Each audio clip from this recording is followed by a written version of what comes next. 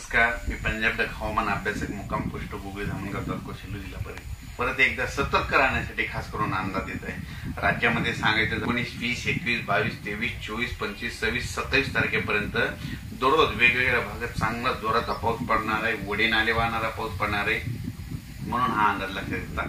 आणि परत एक सर्वांना सांगू इच्छितो की राज्यामध्ये हा पाऊस आता दररोज चालू राहणार आहे, पण 23 ऑगस्ट, 24, 25, 26 ऑगस्ट दरम्यान काही भागामध्ये अतिवृष्टी देखील होणार आहे, मुसळधार पाऊस पडणार आहे आणि त्या पावसामुळे काय होणार आहे, राज्यातील धरणाला देखील पाणी येणार आहे।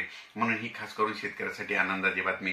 सांगायचं झालं तर 23 ऑगस्टचा पाऊस पडणार आहे ते कोणत्या भागातून जास्त पडणार आहे तुम्हाला सांगतो। नागपूर, वर्धा, भंडारा, गोंदिया, त्याच्यानंतर अमरावती, अकोला, वाशिम, हिंगोली, त्याच्यानंतर बुलढाणा, त्याच्यानंतर परभणी, त्याच्यानंतर जालना, जळगाव, संभाजीनगर, नगर जिल्हा, त्याच्यानंतर नाशिक, अंदरसूल, त्याच्यानंतर लासलगाव, पुन्हा इगतपुरी, नाशिकचे जवळपास संपूर्ण तालुके म्हणजे उत्तर महाराष्ट्रात सगळीकडे जोराचाच पाऊस पडणार आहे।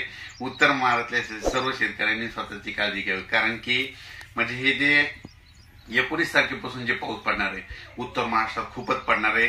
उत्तर महाराष्ट्रात पाऊस पडल्यामुळे काय होणार आहे की तिथले जे धरण पहिलेच भरलेले त्याचं पाणी परत सोडावं लागणार आहे, ते पाणी आमच्या जायकवाडीला येणार आहे आणि जायकवाडीला पाणी आलं म्हणजे आमच्या मराठवाड्याची ताण त्याच्यामध्ये मिटते।